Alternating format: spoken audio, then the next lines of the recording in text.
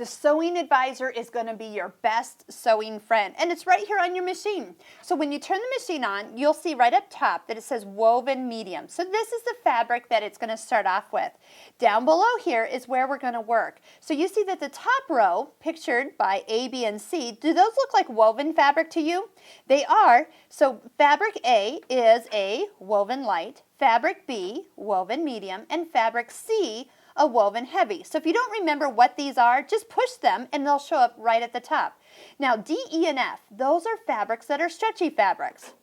Stretch light, stretch medium, and stretch heavy. So do you know that if you're working on a stretch heavy fabric and you are sewing a seam, because this second row are the techniques, if we put that, look, your straight stitch turns to a stretch stitch, stitch number 2 instead of stitch number 1.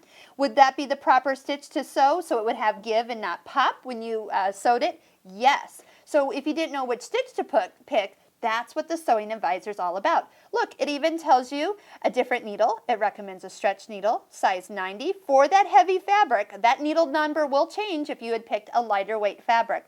There's also a foot change. There's a foot B, and also the needle position changes a little bit too, and the settings are all set. Now, one thing you don't realize that it's done is it has adjusted the pressure. So if you've ever sewed stretchy fabric and it kind of comes out a little wavy, here's what's happening is that foot is coming down too heavy, hard on the fabric and stretching it out while it's sewing. Well, on this machine, because if you have the automatic sensor system of the presser foot, it can be adjusted. Well, it is pre-programmed into the sewing advisor. Awesome. So once again, you don't even know that you have to change it. It just changes it for you. And I guarantee that when you sew on a stretchy fabric, that seam is going to turn out perfectly flat because you've told it it's that weight of fabric and that's the technique that you're doing.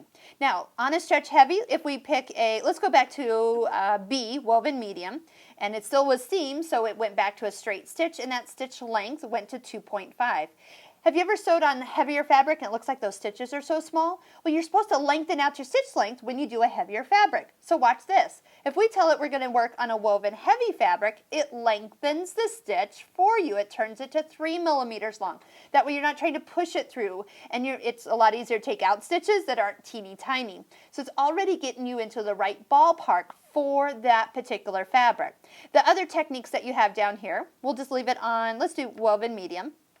Technique number 2 is actually an overcast. So a stitch that is going to go over the edge of the fabric, which by the way, that's the overcast foot J that it's telling you to put on, the needle size that it wants you to use, and what stitch it wants you to use. 13, that's not a normal zigzag. If you look at the top of your machine, that's a stitch that actually has a multiple point zigzag as it crosses over the edge of the fabric. Number 3 is an overcast and seam. And so once again, for that fabric, this is the best suited stitch. Pressure has been adjusted, tension's been adjusted for you. Everything is set up. Technique 4 is a basting stitch for that fabric. 5 is a blind hem. So if you don't remember which stitch is the blind hem, we'll just pick the technique and it'll take you right to it. 6 is for a hem, proper setting once again. And then 7 is a buttonhole. Now, did you notice I didn't do one of the fabrics? This last one down here is not a woven, it's not a stretch, it is leather and vinyl. Now, the last thing I picked was a buttonhole, so it's actually recommending a straight stitch buttonhole because you don't want a zigzag setting in a vinyl or leather, it'll perforate it right on out. It's also telling you what foot to put on. Foot H is the one with a non-stick base, which is what you want for leather and vinyl, and that is in your accessory box. So if we picked a different stitch, once again, the main difference is that the foot has been changed. So once again, make sure that you always tell it what fabric you're working on because that foot will change, and you don't want to have it not tell you the right foot because you didn't tell it the right fabric. So once again, check this out. It will take so much of the guesswork out of your sewing, and the sewing advisor will be your best friend.